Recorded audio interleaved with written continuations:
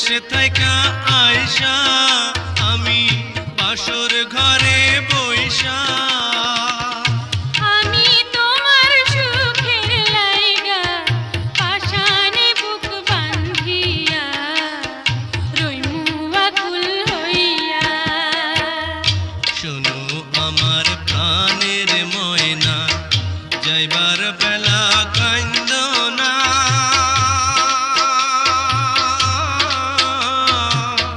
চোখের পানি দেখলে গো আমার যাওয়া হইব না, তুমি আর কান্দো